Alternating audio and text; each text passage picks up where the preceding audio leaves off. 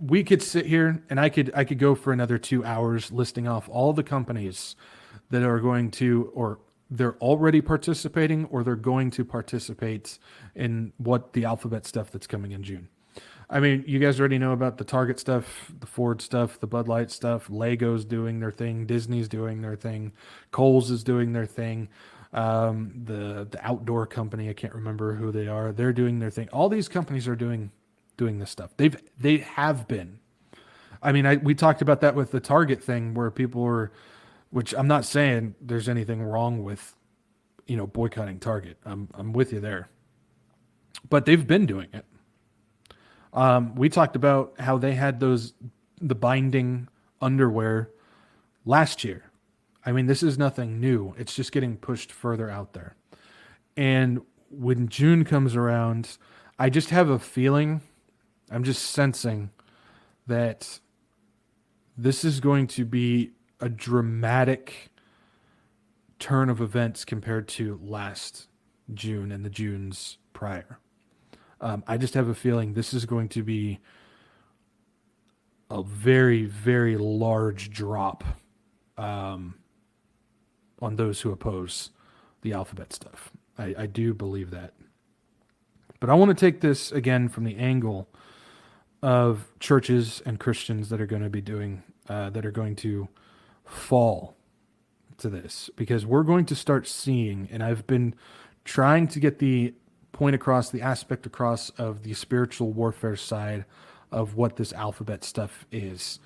And it's mystery religion coming into play. This is a part of mystery religion. When you take the woke stuff, you take the alphabet stuff, and you start seeing Christians fall prey to the point of allowing it into the church or not disagreeing with it, not saying that it's a sin. I know people who have said that they were Christian and they participated in a pride marching thing. And it's just, we're getting to the point where this is the falling away. This is the great falling away where we're going to start seeing the veil lifted on who's true and who's not. And something that I came across, I don't have a picture of it. I'm sure you guys have seen it, but I saw the thing of the pride flag on the set of The Chosen.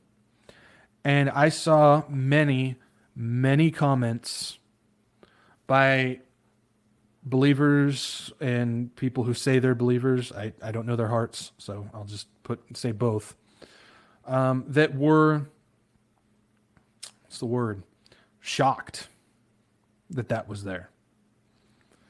They were shocked because they believe that the Chosen series is a Christian TV show. When we've done countless times, I've pointed out that it's not. And then on top of all those people who were shocked by it, there was countless people who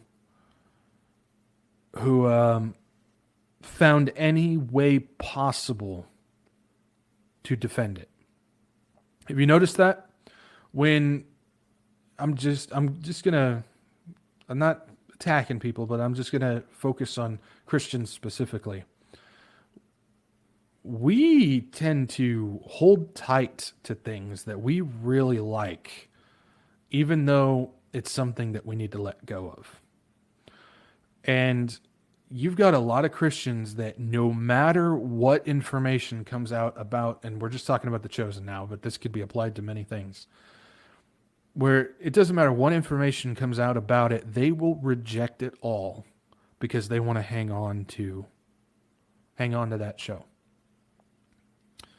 developed by Mormons, featuring a Masonic Catholic who practices necromancy, and a director that says the LDS Church and the Christian Church worship the same God, and has made fun of Jesus Christ on the cross and all that stuff. They don't care. They want to defend it. And this is the spirit of mystery. This is the great falling away. This is where you start seeing cracks form. You start seeing the veil lifted. You start to see where their heart truly lies. Now, again, I'm not going to sit here and judge hearts. Not going to do it. But you start to see a revealing of who's true and who's not. And this month of June is going to reveal a lot. So when we brace for the onslaught of the alphabet agenda, the mystery religion that comes with it, that's pushing it, pay attention to those around you, specifically people that you read, follow, listen to, watch, and see where they go, whether they come out and support something, or remember, silence is deafening. Just like when the Roe v. Wade thing came out, I specifically paid attention to all the women who call themselves preachers to see what they said, and every single one stayed silent. The silence was deafening. They did not support the overturning of Roe v. Wade, and that tells a lot. And so when we go into this in this month, pay attention to that, because like I said, we're going to be entering the time of the falling away. There's no revival that's coming on this side of the rapture. That's going to happen on the other side, and it'll be the greatest revival the world has ever seen. But when we have stuff like this, and this is nothing new, this has been talked about a lot, but I just want to bring it up. When you got things like this, according to the Barna survey, only 44% of professing Christians believe Jesus lived a sinless life. Only 44% of professing Christians believe that Jesus lived a sinless life. What you're witnessing is that false gospel getting preached. Because if Jesus didn't live a sinless life, his sacrifice can't save. So they don't even have not only do they not have the basic foundation of Christianity and the gospel correct, but they don't even know who the true Jesus is at that point. This is where it starts getting, I'll say muddy, because again, I'm not God, I can't judge a person's heart. But if you only got 44% that truly believe like the basic principle of the gospel, that's rough. This is why I continue to believe, and I have no problem saying it. I've taken heat in the past for it, but this is what I believe, that there's going to be more people left behind that believed they were saved than actual believers raptured. I do. I believe this. Because when you've got mystery religion out there that is attracting millions to the NAR belief system that preaches a false Jesus, a false gospel, a Jesus that cannot save, you're going to have a lot of people.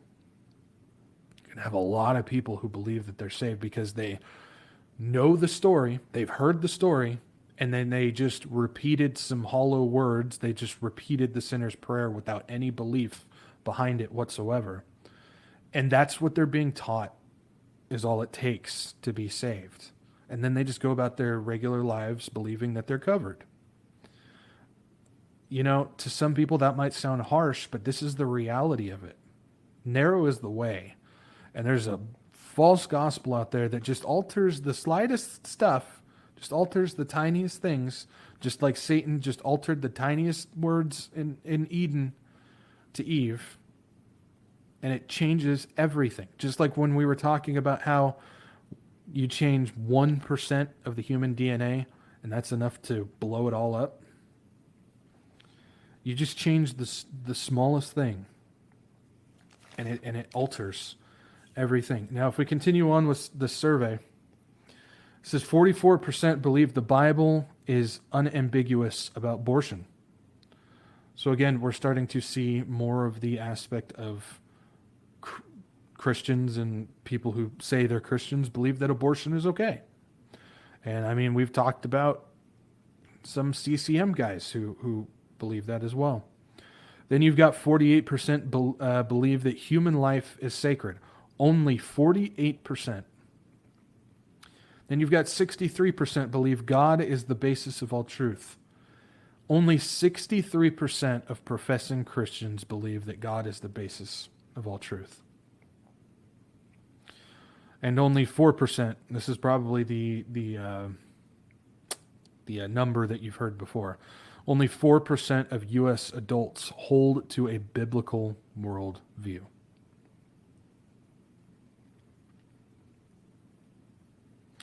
So like I talked about last time, when we were talking about the Target stuff, I showed you the Satanist who was designing totes and shirts and stuff for Target. And his message about how Satan is a representation of tolerance, of equality, of love, of comfort, and everything. And then I showed you a post that somebody posted on Facebook when they attended both a Catholic service and a Lutheran service that also spoke about giving the same message of tolerance, love, and comfort. That's the mystery religion that is combining. They're combining. You literally have the Satanist and you have the Catholic Church. Opposite ends of the spectrum are a lot closer than people think because they are preaching the same message today. That is mystery religion. It's bringing in the cultural, it's bringing in the wokeism, it's bringing in the alphabet, it's bringing in the love, the hippie Jesus. Whenever you have the crowd that says, do not judge, when you're sitting there trying to not point out somebody's sin, but send warning about something that other Christians should stay away from. That's that hippie Jesus. That's that hippie gospel that is now being preached by both Satanists and Catholics. And so when we get into June and we see this alphabet stuff, pay attention to what churches, what pastors, what teachers, what speakers are talking about love and tolerance and acceptance rather than what we should be. This is what happens when a love-focused, tolerant of sin society compromises the Bible for entertainment and for comfort. Mystery religion is taking control of the church out there. How many churches now do you see have signs that say love is love or put on the pride flag or the trans flag or the BLM flag, or they avoid the subject altogether? Again, silence is deafening, guys. Silence is deafening. The veil is being lifted on who is real and who is not right now. This is the falling away. And when we see things like these revivals, quote unquote, and awakenings, that's also a term that you guys should raise a red flag whenever great awakening or something like that appear. We should stand back at a distance to really see what is going on with it. And we've talked about it before. The Asbury revival. That was no revival at all. That was a conjuring fest that was going on in there. Sean Foytch, we've talked about him before too, with his awakenings, his revivals, when he's going around preaching an NAR gospel that's a false gospel that cannot save. We've talked about all this stuff before. And so when we get into June, brace for impact. There's going to be a lot of stuff flying around. Pray for each other. Watch over each other. If you know people that just can't handle seeing any more of that stuff, don't continue to throw it at them. They know what's going on. Encourage each other. Pray for each other. Uplift each other, because this is going to be a hard time. And I'm telling you guys, I'm giving you warning. These companies out there, and we've talked about it before, when you've got the ESG and the CEI going behind it, and you've got people like Larry Fink of BlackRock that says we are force changing the behaviors of people and companies. And we've seen the stuff that's been going on lately, just this past year, as far as the alphabet stuff. This June's going to be a big one. So be prepared to see almost every company, every business, every company, and many, many, many churches that are going to be promoting and supporting the alphabet stuff. I just want to give you guys heads up. I want you guys to be prepared because I don't want you to get blindsided. I really don't. You guys know me. I'm blunt about things, so I'm being blunt here. This is going to be a rough one. And we need to stand together. We need to not stand together in the way of like rise, because we're not going to rise up. But what I'm saying is stand together and uplift each other. Continue to pray for each other. Help lift each other's spirits during this time. Because it's going to be rough. And like I said, pay attention to the churches, the pastors, the speakers, and see who is not speaking against it, but also those who are staying silent about it at the same time.